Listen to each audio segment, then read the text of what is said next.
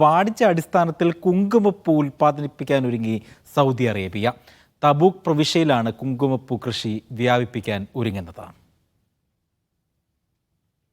ലോകത്തിലെ ഏറ്റവും വലിയ സുഗന്ധവ്യഞ്ജനങ്ങളിലൊന്നാണ് കുങ്കുമപ്പൂ. ഇത് മുന്നിൽ കണ്ടാണ് സൗദി അറേബ്യ കുങ്കുമപ്പൂ കൃഷിക്ക് ഒരുങ്ങുന്നത്. സൗദിയിലെ കാലാവസ്ഥയും ഭൂപ്രകൃതിയും വ്യത്യസ്തമാണ്.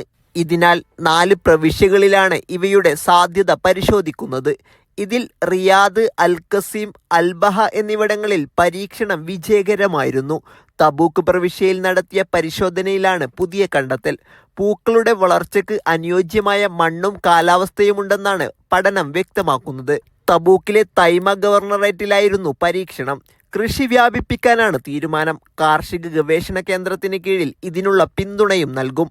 കൃഷിക്ക് അനുയോജ്യമായ സമയം, പ്രദേശം, വളപ്രയോഗം, ജലസേചനം എന്നിവയിൽ വിദഗ്ധരുടെ പിന്തുണ തേടും. ഹൈഡ്രോപോണിക് സാങ്കേതികവിദ്യയും ഇതിൽ ഉപയോഗിക്കും. നേരത്തെ നെൽകൃഷിയിലും തബൂക്കിലെ പരീക്ഷണങ്ങൾ വിജയിച്ചിരുന്നു. കൃഷി വ്യാപിപ്പിക്കാനുള്ള തീരുമാനം കർഷകരുൾപ്പെടെ പുതിയ തൊഴിലവസരങ്ങളും സൃഷ്ടിക്കും. Sabith Saleem, media 1, Jeddah.